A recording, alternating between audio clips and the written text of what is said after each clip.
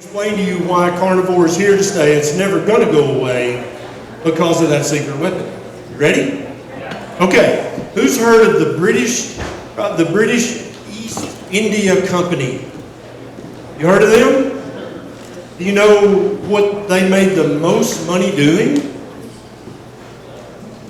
They grew opium in India using slave labor.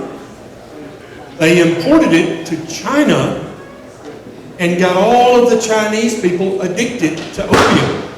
The Chinese government did not appreciate this, and there wound up being 2 opium wars, both of which China lost.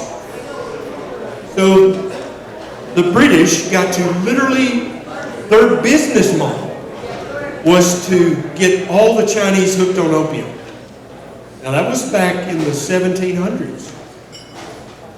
Okay, because you know there's a lot of people these days, if you say sugar addiction, carb addiction, they're like, oh, that's a bunch of shit, that's not real.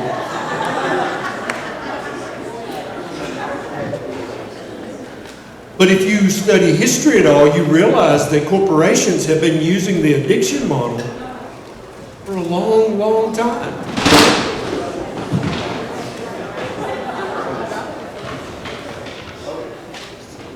Did you know that you could, in the past, in the early 1900s, you could buy heroin cough syrup over the counter? You know who made it? Bayer. Oh yeah, the same Bayer, yes, the same Bayer, yes. And literally got the entire world hooked on heroin. And it's because there was morphine cough medicine, but they figured out that was addictive, and they're like, oh, well, we've come out with this new cough medicine that has heroin. It's not addictive at all. Literally what they said. Got the entire country, the entire world. They had the federal government had to pass a narcotic tax act to get the country off of heroin. What about cocaine? You used to buy that literally over the counter. The original recipe of Coca-Cola had cocaine in it. Have a Coke and a smile. So then we got the cigarette companies. Literally made billions off addiction. Has anybody ever seen it? It's on YouTube. You can look this up. Congress had the CEOs of all of the major tobacco companies at a hearing, because this is when we've done some research and we're like, this is really bad for people. We need to get this out of the American supply. Every single tobacco executive said, under oath, we do not think that nicotine is addictive. Under oath in front of Congress on national TV. Do you think they really believe that? Do you think they really believe that? We actually have proof. We know that they didn't believe that. Because in later trials, through discovery, we found all the secret documents. They absolutely knew it was addictive. They designed the cigarettes with little vents on the filter so that the nicotine would hit you just right to get you hooked.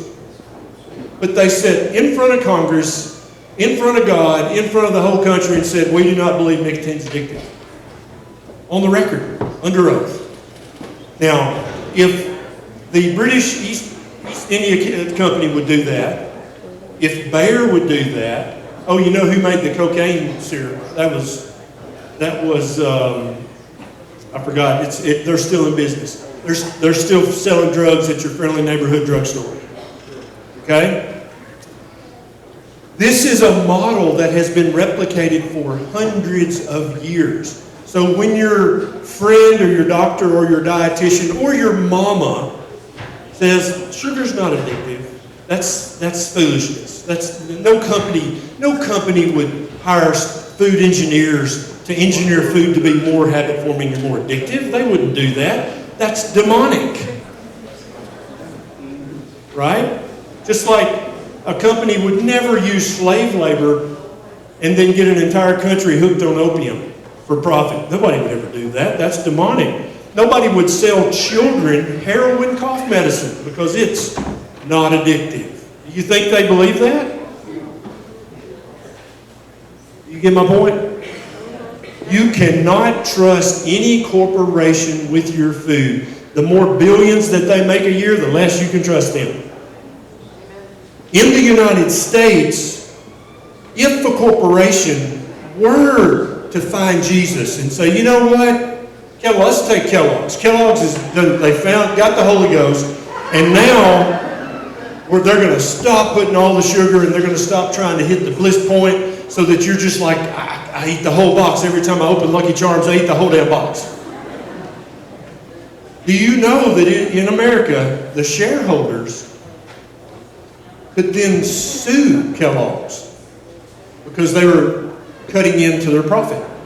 It's literally illegal for a corporation to try to do right versus trying to make the maximum amount of profit. In the United States, it is literally illegal for them to do that. Think about that. There's a great case where Henry Ford was going to make his cars even cheaper. And the Dodge brothers, Dodge, they owned a bunch of Ford stock. And they said, no, sir, you're going to maximize profits. And he basically said, F you, everybody needs a car, I'm going to make them cheaper. And the Dodge brothers sued him because he was selling cars too cheaply and won. That's how the American system is set up. Now, we can argue about whether that's good or bad or not, or what I would rather all of you guys do is just know that that's how it is. Know that if Kellogg's got religion and said we're going to cut the sugar by half, we're going to cut all the colors and flavors and all the stuff, their shareholders could sue them and they would win if it damaged profits. All they care about is profits. That's their legal mandate. Once you understand that, you understand that Tony the Tiger is not your friend. That is propaganda to get you hooked when you're a little kid. And by the time you're an adult, you've been addicted for so many years, you're just done. You're done. Just like the tobacco companies used to have Joe Camel and the Marlboro Man. That was to get teenagers smoking because that was super cool. And when you started smoking as a teenager, by the time you got to your mid-20s, who in here, that's your story, and how hard was it to quit when you finally quit? Hard. And they knew that because they knew 80-90% of you guys would try to quit, but you were going to fail, and you'd be right back in the convenience store buying your cigarettes. They knew that. They had gained all this out. This is part of the business model. Okay? Now, let's talk about the history of recommending all meat or mostly meat diets. Who's ever heard of Dr. Rollo? R-O-L-L-O. Anybody? No, I thought Rollo. That's a whole different Rollo. Dr. Rollo back in 1797 said that you can actually treat people with diabetes and make their diabetes go away by feeding them an all-meat diet. 1797. He wrote some papers, wrote a book, it caught on for a minute, then it died out. Right? And about every 20 to 50 years, another doctor would come along and discover what's effectively either a meat-heavy keto diet or a carnivore diet. There was an undertaker by the name of Banting who came along and he discovered it. He's like, oh, he wrote a book. He was the bestseller for months. And then it died out. Okay? All these doctors, this happened. Dr. Atkins back in the 70s. Super popular because then he had television, so he went on a few shows. He worked in New York, so he was right there with the networks, right? But then it eventually died out. Now, let's go to 2025. We got Dr. Baker, Dr. Chafee, Dr. Kiltz, that redneck from Tennessee, and others talking about a carnivore diet. Why am I so confident that this time it's here to stay? Does anybody know what the secret weapon is that we've got today that no other doctor had? Yeah. Dr. Rollo back in 1797 would have conferences just like this. He'd have several hundred people and he would tell them, if If you have diabetes, eat nothing but meat and drink water or black coffee, and your diabetes will go away. But it died out. But we've got something now called social media and the internet. And none of them had that. So what that does is that gives you guys, the power to never let this die out, like it has every single time since 1797. You have the power. And of course I want you talking to your friends and family word of mouth. Of course. But Dr. Rollo had word of mouth. He told everybody he came in contact with. And his patients told their family and so on, just like you guys do. And that is meaningful, and it does matter, because what you're going to do is save the people you love most when you do that, aren't you? You're going to save your brother and sister, mom and dad, next door neighbor if you like your neighbor. But now we've got social media, and so when you make a post, not only do your friends and family see it, but people anywhere on the planet Earth can see your post. You know how many people have a smartphone right now in the world? You know how many? What's the number? Shout a number. 2 to 3 billion people can literally do this and see your post. I want you to truly grasp that. Never have just regular dudes and chicks ever had the ability to reach out and save someone's life in Australia. We got people from Australia here today. How did they hear about this? Social media, right? How many of you guys, the first time you ever heard any of this foolishness about a carnivore diet was on social media? Right? Either directly or indirectly. If your friend had said, oh man, this carnivore diet is great, but it was in 1850, they'd be like, I think there's a book. You can drive to New York with your horse and buggy and get it's like, and it died, right? So whether you're on a meat-heavy diet or a carnivore diet or a lion diet or anywhere in between, please share your results, good or bad. How many of you, the reason you're even entertaining carnivore is because you saw either a friend or family member, you saw their health literally transform, almost miraculously, and you could not ignore what you saw. How many? Yeah? Yeah? That's very important. But then, when you reach out on social media and say, hey, this happened to my brother, I tried it, it happened to me, what you're doing is you're planting a remote seed. Because anybody can walk out in their yard and throw some seeds. Then you'll have a garden in your yard. But with social media, you get to plant seeds all over the world. Some will germinate, some of the people ain't ready. Either way's fine, because you've done your job, you've paid it forward, and it's the seed's there. If the conditions are right, they'll pick it up and they'll go with it. So never, ever doubt that a corporation will get you addicted and they will fleece you. They will take your last dollar and they will not care. This has been repeated over and over and over and over. Also remember that we have a secret weapon now that no other carnivore meat-heavy doctor ever had. Just imagine if there's no internet. I'm in Camden, Tennessee, shouting as loud as I can about a carnivore diet. I might reach 20,000 people my entire career. Right?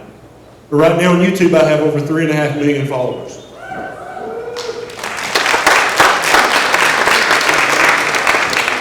That kind of thing was impossible before just a few years ago, right? You can plant those seeds. You don't have to have 3.5 million followers. You literally can save somebody's life if right now you've got 14 followers. You can reach out, and when somebody, they'll direct message you, be like, oh my God, your story's my story. I had just what you had. I've got it right now. What did you do? That's an opportunity to save a life. To save a life. You don't have to be a doctor, dietitian, PhD. You don't even have to be an undertaker like Dr. Banting. You just have to reach out and say, here's what I did. Give it a try. And you just saved a life. There are people in this room who have saved more lives than the average doctor. And they're not even a doctor. Because of social media. Because they found something that worked, and they're able to tell people how to do it. That's it. That's literally it. And there's no, the only way that's going to ever stop is if the lights go off and stay off. And if that happens, it don't matter anyway. Right? So run your mouth. Use your voice. Never, ever be afraid that you're annoying your friends. I post about keto or carnivore all the time. I'm sure they're sick of hearing it. Because you're just looking for that one seed that'll germinate. You're looking for that one person who's ready. Maybe they just got home from the hospital, from the ER with that chest pain. And they're ready. Maybe they just got told by their doctor, your diabetes is so bad, I'm afraid you might lose a toe. They're ready. Right? They just got back from the optometrist and they had to get new glasses again. And their diabetic retinopathy is getting really out of control. They're ready right now. They're ready. And if you've already been there and they're like, oh yeah, I've seen that chick on Instagram before. She had that. Oh my God. I'm going to reach out to her. You just saved somebody's vision. You just saved somebody's toe. You just saved somebody's life.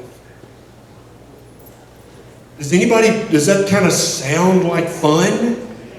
Because let me tell you, that's the most fun I've ever had outside of Nisha, and we won't get into that. It is within the capability of every mechanic, every grocery sacker, every unemployed hairdresser. I don't care what you do or what you are or where you live. You can save somebody's life. Somebody that you've never met. Somebody that doesn't even live on the same continent. We now have a power that no other healer had. You get to be a healer without going to med school, without going to dental school. Do they heal? I don't know. Do they? Without being a dietitian, without being anything, with just a high school diploma, not even that. You can literally save hundreds of lives. This is a unique time in history, and I want all of you guys to take advantage of that. And never shut up recommending a proper human diet to everyone you know and love, but also putting it out there, throwing those seeds out to the internet. And when people are ready, they'll grab that seed and they'll plant it. And you just saved a life. Now, I love taking questions. If we got any time, I would love to take a few questions from the audience. Is that okay, Doctor? Okay, beautiful. Anybody got a question? Are you going to go around with the mic? Okay. Raise your hand up high if you got a question.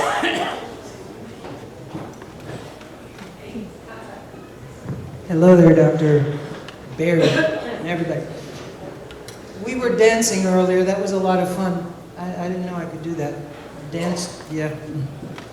Here's my question, and it's really kind of, I want to put this out as a seed to everybody. Have you ever considered, and I've heard you speak a little bit about this, but it seems to me that the way that our bodies behave on the carnivore diet, when you're clean and you've been at it for a little bit, it appears to me that it's different than when doctors are trying to treat us when we're not on the carnivore diet. I've seen the behavior is different. One of my great examples is that I grew up in another country, in the Dominican Republic to be exact, and there's lots of oxalate foods there. I was forever sick. I, as a child, could walk to the pharmacy and ask for, some kind of antibiotic, and they just hand it to me. And so I was myself having horrific problems with my tonsils. I took so many antibiotics, just myself. And it would take care of it, and I inevitably would always have yeast infection problems. So not too long ago, I got myself in a pickle and I needed some antibiotics. I took the antibiotics and nothing happened. There was no other problem. Full carnivore, clean. You know, so, and then we had somebody else speak about this. I wonder if anybody's thought about that. The protocols for dealing with disease is different when you're on a carnivore diet. It's like some of the medicines just don't react the same. Hopefully you don't have to take them at all, but I wonder what you think about that. Good question. So many of the medicines at the pharmacy become completely irrelevant because those conditions disappear when you're on a carnivore diet. There's a long list of medicines you will never take, right? But you raise an interesting point. What is eating a carnivore diet, does it change the human body? How I would describe it changes it back to the way it used to be.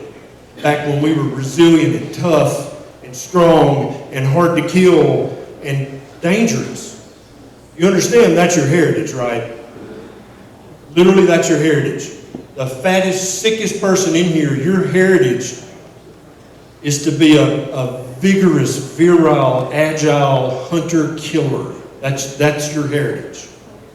And the degree to which you've not eaten a proper human diet is the degree to which you now suffer from whatever you suffer from. So I think there's going to be a lot of lab tests that we're going to have to go back, and we've talked about this before. There's a lot of lab tests that we're going to have to go back and we're going to have to do studies on carnivores. And so, like vitamin B12, for example. How many of you guys have been told, oh, your vitamin B12 is too high? Right? Several, yeah. We're going to have to go back and change the scale for carnivores. Right? Because all of the lab values were set by investigating bread eaters. That's where all the, how much vitamins, what's the normal range for vitamin C, what's the normal range for all the vitamins, all the minerals, all the stuff. I think we're going to have to go back and change a lot of stuff in medicine and look at a lot of things with fresh eyes. Which I think is a very good thing because I think that medicine has become so complacent and docile and lazy and worthless that I think a lot of doctors either need to get the hell out of medicine or they need to wake up and stand up and start being real doctors again. And I think that's what Isn't it truly we're working to create an army and bring more of us arm in arm together, because hoping that the modern medical system will change is a hope and a prayer to something that corporate medicine is not likely to do. 100%. And so corporate medicine, they have two choices. They can either step it up or they can go straight to hell, and we will build parallel organizations. Yes, we will. Right? Like we're doing with the American Diabetes Society. Screw the ADA. They can just keep on spouting whatever foolishness they want to spout. We're going to be the ADS, and we're going to tell people with type 2 diabetes, if you will make our recipes, your blood sugar will go down. And if you follow our advice, you will no longer have type 2 diabetes. And there's already some carnivore keto doctors talking about an American Cardiology Society and American Endocrinology Society. And so, American Fertility Society? The American Fertility Society. I mean, so basically, you can't, revolutions are funny, and this is a revolution. I hope you know that. This is a revolution. But this is going to be one of the revolutions that's smart and that succeeds. You can't just go and burn down the Capitol without a plan. You got to have a plan. And so, yeah, we're going to burn down the ADA, but we've got a parallel organization waiting to take over. That's how you win. We've got healthcare providers like Amanda Decker at ClearPath Medical, who's in Tennessee. You can see her there virtually or in person, but she's licensed in 23 other states. So you can see her online virtually, and she's licensed in your state, right? So the normal brick and mortar doctor that his practice is owned by some huge billion-dollar corporation, he's got to follow the algorithm or he'll get in trouble because he's now an hourly employee. He might as well be a well-paid factory worker. And that's what it feels like to doctors. And that you may pick up on that when you go see one. It's like, he didn't seem very happy at all. He's miserable, okay, because he's not a doctor in the classical sense of that word. A standalone mountain lion on his mountain, taking care of people and saving lives. He's not that, right? He's an algorithm follower. Now, do you know something else that's coming up the pike that follows algorithms really well? Oh, AI. Oh, shit.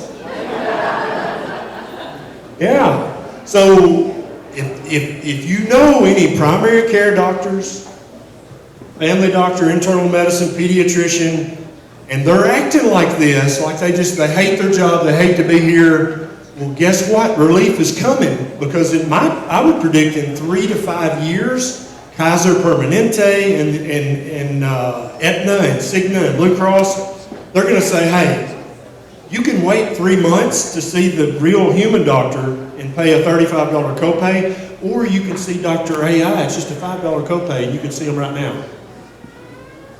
Who's not going to do that? If doctors don't step up right now, they are screwed beyond imagination. They will literally be unemployed, and I think for many of them, that's good enough for them. That's exactly what they deserve. But I think the best of the best will stand up and say, hey, I'm not going to do this. I'm going to go back to the old way where I'm actually an independent thinker. I'm going to do my own research. I'm going to read. I'm going to study. I'm going to research. And I'm going to be a good doctor. Because a good doctor doesn't mean that you get good review scores back.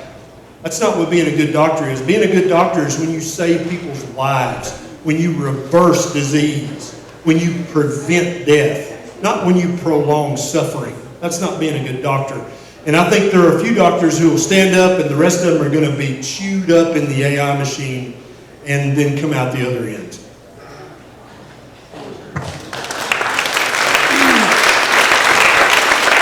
Dr. Perry, first of all, Christopher Bradlin, I always enjoy your audio, your video, so pleasure to be here. And since I'm going to have some opportunities, possibly, to bring up anything at a congressional hearing at some point in the future, there's been some concerns about mRNA vaccines in a lot of our cattle, and it should be a concern, I think, to a lot of people because they're not required to disclose this, and we don't know the potential risk involved.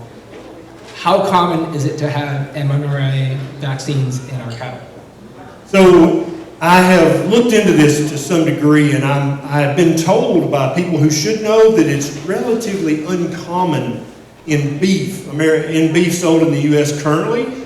Chicken and pork, however, I'm not so sure about. I was not as confident with the answer I received.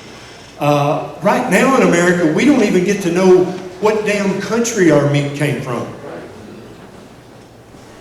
Who thought that was a good idea? Did any of y'all vote for that? No. Who? Raise your hand if you would like to not know what country your beef came from. Nobody. Okay. So how did Congress pass that law? You guys elected every congressman, right? And then they voted for something that not a single person in this room raised their hand for. A lobby. So you remember the corporations that get people addicted for profit, that's their profit model? They employ lots of lobbyists who go and take the congressman to lunch and to dinner and say, hey, we want you to come out and speak to our group of people. They just happen to be in Abu Dhabi. Is that okay if you have an all 2-week paid vacation to Abu Dhabi because you're going to speak? All that's legal. You can do all that. Yeah, so and so then finally how I would finish up with that, how many people in this room know of a local rancher near you? Good. Next year when I ask that question, I want every hand in the room to go up. You're either going to find a local rancher or you're going to become a local rancher, okay? Because a local rancher has got way less to lose if the federal government says, well, by mandate, you're going to have to start giving these vaccines to your cattle. You can be like, okay, sure, I'll do that. Hold your breath. Okay? They're not going to be able to regulate 50,000 tiny little ranches all over the United States. They can't regulate that. They can barely regulate the big feedlots now. Many people would say they don't regulate them. They just let them do whatever they want to do. Encourage your local rancher, whether it's eggs, beef, sheep, goat, whatever. And then this ceases to be a problem. Because you know the guy that you bought your beef from. And if it turns out that his ass was giving those cows mRNA vaccines and did not tell you, you go put your hands on him. That's what we do here in Tennessee. It's called a hands-on guarantee. But you can't do that if it's some New York corporation and they got offices in London. What are you going to do? You ain't going to do nothing. You're just going to take it and like it. But if he's 5 miles up the road from me and I find out he's been giving my family contaminated food, hands-on guarantee. Right? Does that make sense? That's one of the things I love about Carnivore is it encourages local economy like that. That really can't be bought out, can't be sold out. It's so much harder for the corporations to hijack that. And that gives you an extra layer of security when it comes to your food, because if they can adulterate your food and make a profit from it, bet you they're going to do it every single time because it's about profit. Any other questions here? We got Dr. Ken Berry here. We got to bring those hands up.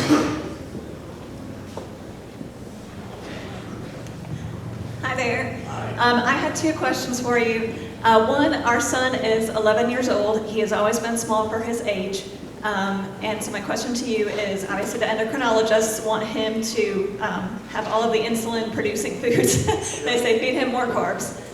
So if you could answer that on a meat-based diet or how much fruit would do that for him.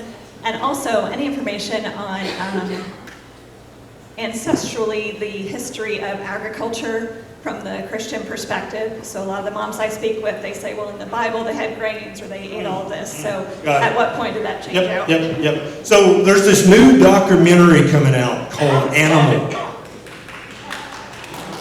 Right?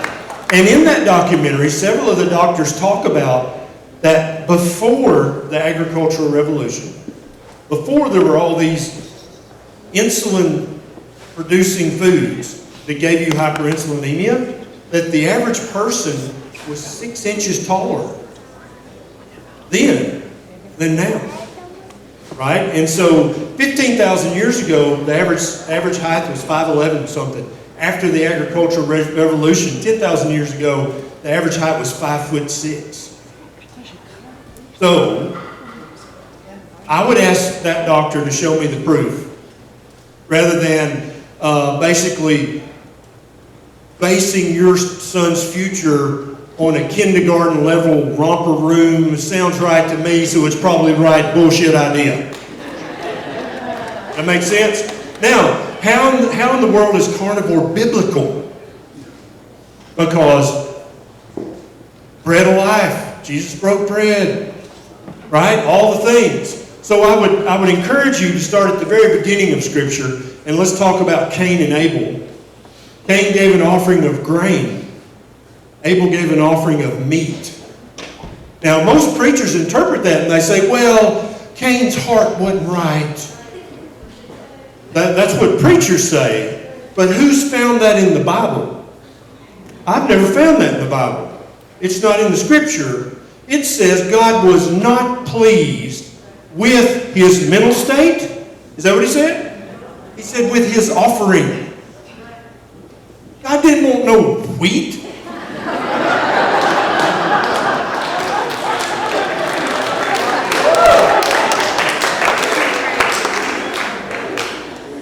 Now, the New Testament's full of breaking bread and feeding the masses.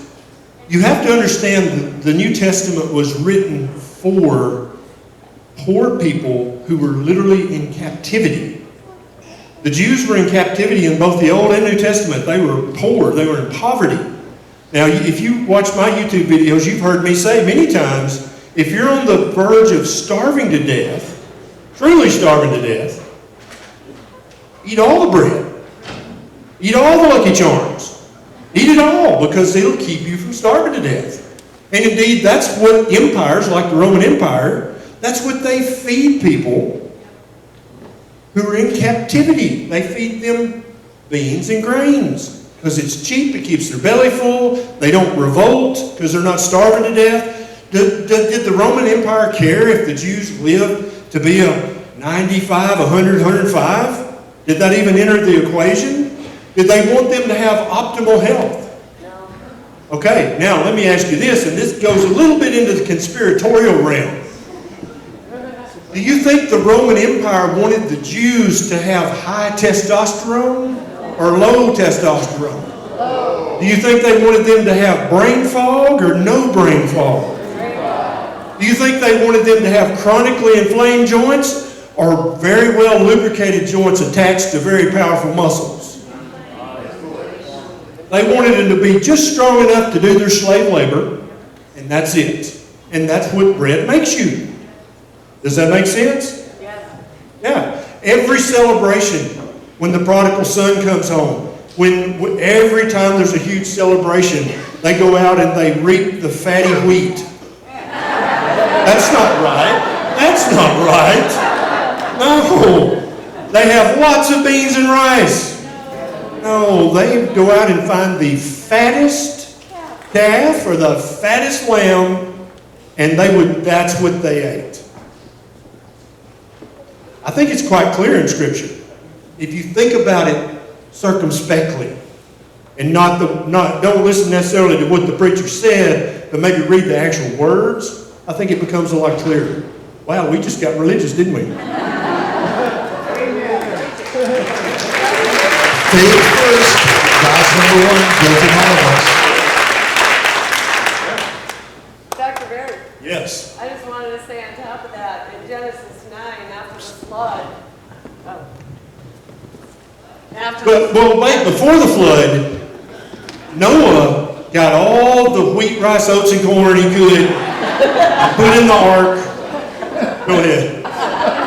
God told Noah that the animals and their fats would be your sustenance going forward. So like you said, read the scripture, don't listen to the pastor. That's actually in there. Yeah, absolutely.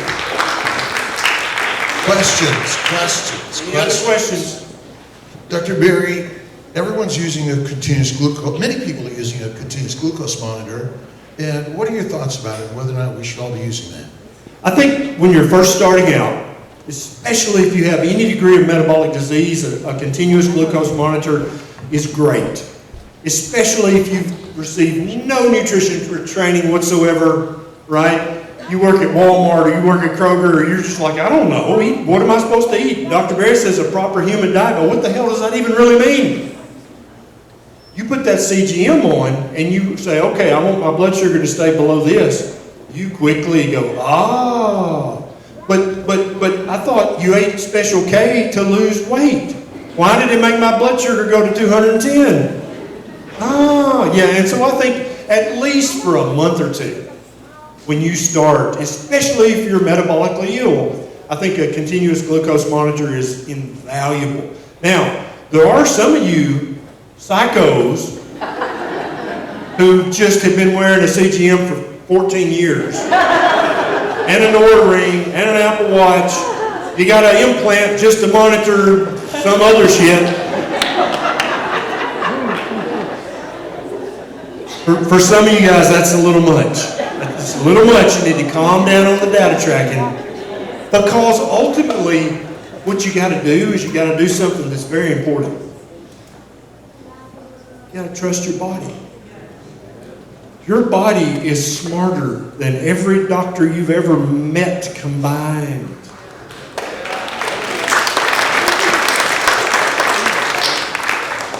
Your body, yes, your body, because you're sitting there saying he don't know about my body. Yes, your body was beautifully and divinely made, and its default setting is good, vigorous health. That's the default setting. Does that make sense? Only the degree to which you muck it up yourself, eating crap, do you suffer.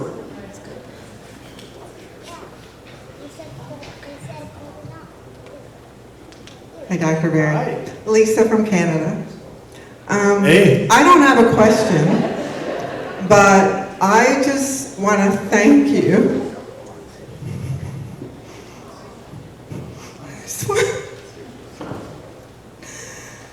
For giving us hope that there's someone out there that truly cares, and we can look up to and look to for the real answers and for real healing, because you have saved so many people, and me included, and my husband.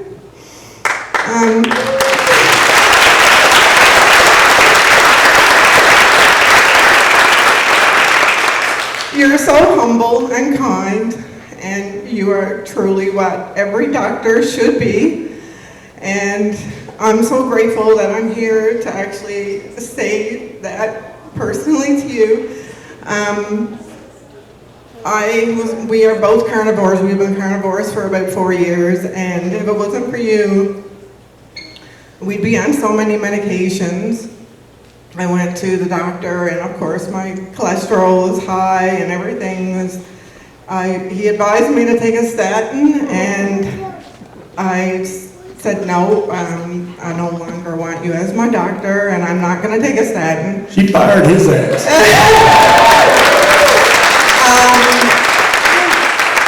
And so I went and got a CAC scan, both of us, and it came out 0. And I just want to say that the life that we would have had if we had listened to him and taken that statin and all the side effects that would have came along with it, I just want to say thank you. And I know everybody here, you are giving us hope for our health, and we're going to spread it. Don't you worry, we're spreading it. Thank you so much.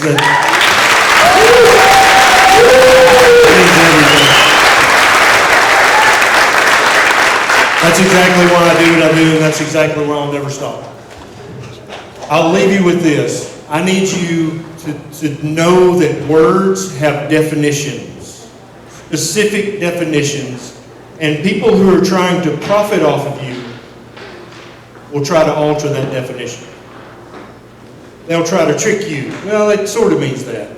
So 2 words that I want you to understand.